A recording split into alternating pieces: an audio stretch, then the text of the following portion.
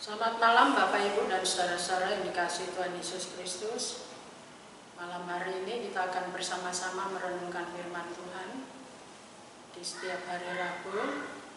Bacaan firman Tuhan hari ini terambil dari Filipi pasal 2 ayat 25 sampai 30. Dan saya hanya akan mengajak Bapak Ibu untuk membaca ayat 25, 29 dan 30. Sebelumnya mari kita berdoa.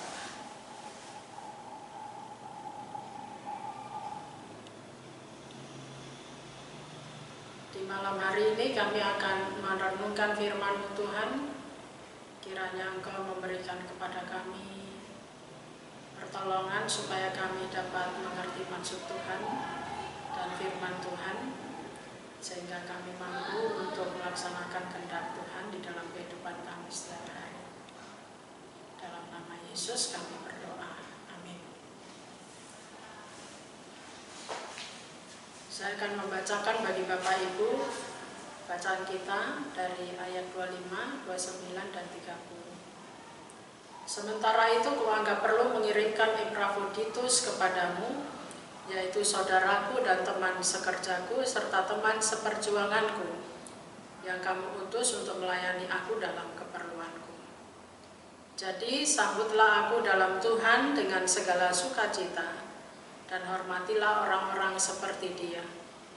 Sebab oleh pekerjaan Kristus ia nyaris mati, dan ia mempertaruhkan jiwanya untuk memenuhi apa yang masih kurang dalam pelayananmu kepadaku.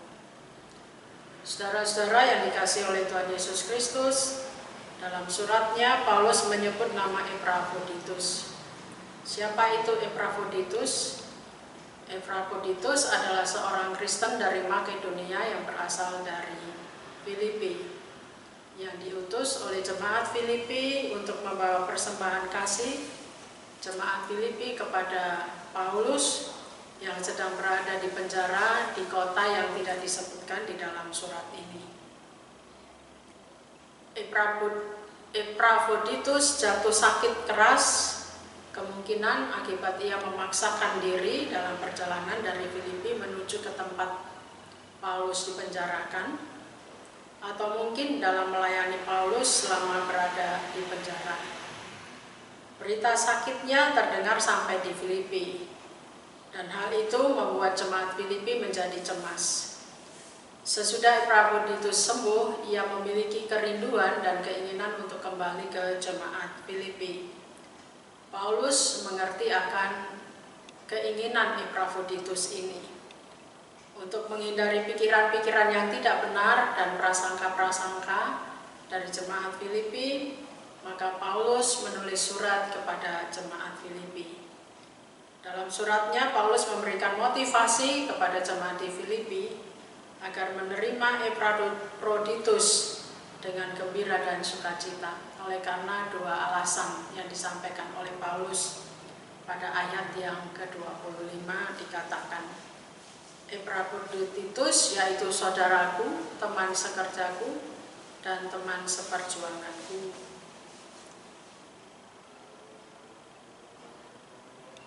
Paulus menyatakan bahwa Epafroditus adalah saudara, teman sekerja, dan teman seperjuangan Paulus.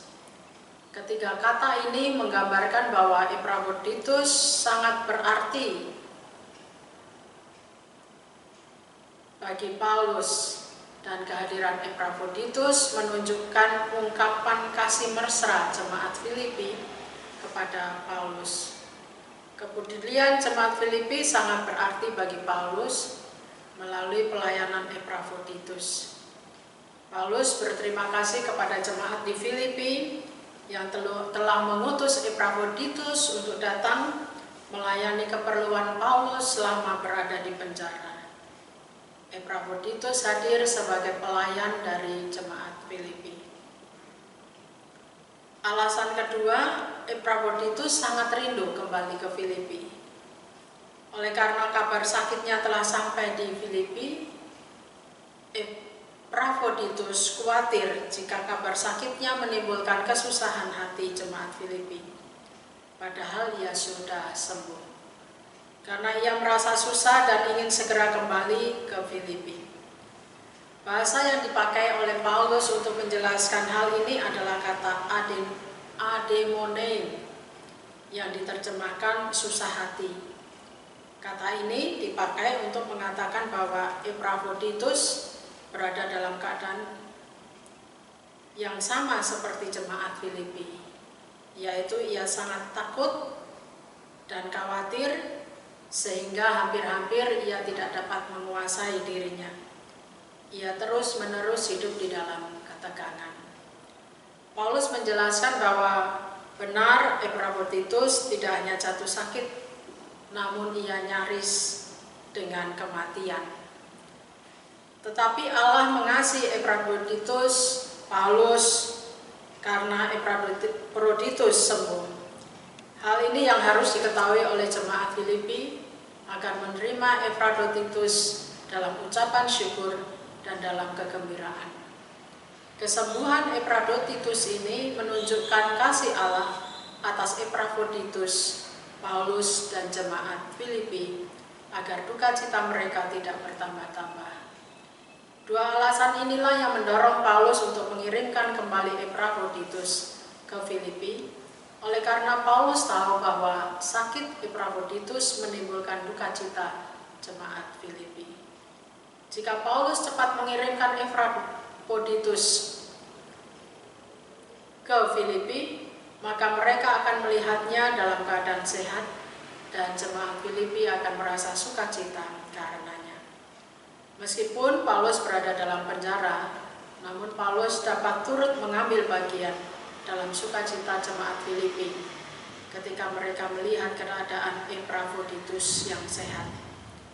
Dalam suratnya, Paulus meminta jemaat Filipi dengan mengatakan, "Jadi sambutlah dia dalam Tuhan dengan segala sukacita dan hormatilah orang-orang seperti dia." Saudara-saudara yang dikasihi oleh Tuhan Yesus Kristus, permintaan ini disebabkan karena adanya pro kontra di antara jemaat Filipi dengan kehadiran Epaphroditus. Pertama-tama Paulus meminta jemaat untuk menyambut Epaphroditus dalam Tuhan. Sebab dalam nama Tuhan, Epaphroditus pergi kepada Paulus dalam penjara dan menjalankan pekerjaannya sebagai seorang pelayan di sana. Ia telah jatuh sakit, tetapi Tuhan telah menyembuhkannya. Dan sekarang Paulus mengirimkannya kembali kepada jemaat Filipi. Paulus juga meminta agar jemaat Filipi menyambut Epaphroditus dengan sukacita. Menerima Epaphroditus bukan dengan celaan dan dengan hati yang dingin, tetapi dengan hati yang gembira, hati yang suci dan murni. Paulus juga meminta kepada jemaat Filipi untuk menghormati Epaphroditus. Artinya, bukan penghormatan diri sebagai manusia, melainkan menghormatinya sebagai pelayan dan hamba Tuhan atas pekerjaan yang dilakukannya dalam nama Kristus. Dan untuk pekerjaan itu, Epaphroditus telah menyerahkan hidupnya dan telah melakukan apa yang seharusnya ia lakukan selama ia berada bersama-sama dengan Paulus. Walaupun ia harus mengalami jatuh sakit sampai nyaris mati. Dalam pelayanannya, Epaphroditus telah mempertaruhkan jiwanya. Epaphroditus melakukan pelayanan tanpa menghiraukan kesehatannya. Pelayanan Epaphroditus ini wujud dari pelayanan jemaat Filipi kepada Paulus. Karena itu mereka harus berterima kasih dan menyambutnya dengan sukacita. Saudara-saudara yang dikasihi oleh Tuhan Yesus Kristus, meneladani pelayanan Paulus dan Epaphroditus, kita dapat belajar tentang kehidupan pelayanan. Yang pertama, nilai yang perlu dikembangkan dalam kehidupan pelayanan adalah kesediaan untuk menyerahkan diri sepenuhnya pada pelayanan itu, atau kita sering sebut dengan istilah totalitas, dan bersedia berkorban bagi pelayanan atau pengorbanan diri. Pelayanan dilakukan bukan asal-asalan, bukan sebuah rutinitas, melainkan pelayanan dilakukan dalam kesungguhan. Bukan mencari pujian, bukan mencari kemegahan diri, bukan mencari popularitas, bukan mencari kedudukan. Pelayanan juga bukan dilakukan karena pelarian, sebab berbicara pelayanan sama dengan berbicara soal pengabdian total kepada Tuhan, sehingga yang tampaknya biasa menjadi luar biasa. Pelajaran yang kedua, saudara-saudara, sukacita dalam pelayanan adalah ketika pelayanan dilakukan atas dasar cinta kepada Kristus. Cinta kepada Kristus diwujudkan dalam kepedulian dan cinta kepada sesama. Melayani bukanlah kepasifan. Melayani mengandung kata aktif, artinya selalu bergerak. Gereja yang melayani adalah gereja yang bergerak.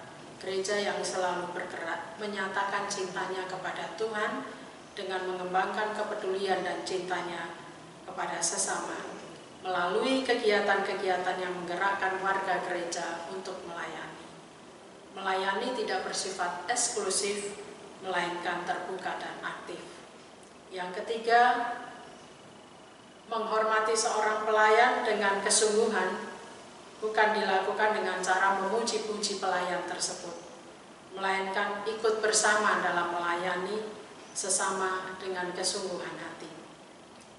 Kesungguhan itu muncul ketika ada cinta kasih kepada mereka yang dilayani. Mari saudara-saudara, kita menjadi teladan dalam setiap pelayanan yang kita lakukan, agar cinta kasih Kristus yang kita miliki dapat menggerakkan sesama, sehingga mereka pun tergerak hati untuk mewartakan cinta kasih Kristus melalui kehidupan mereka setiap hari. Tuhan memberkati. Amin. Mari kita berdoa. Tuhan, terima kasih untuk perenungan kami pada malam hari ini. Kiranya Engkau menolong kami untuk belajar seperti Epafroditus, Paulus, dan jemaat Filipi. Tuhan memberikan kepada kami kekuatan dalam menjalani kehidupan ini.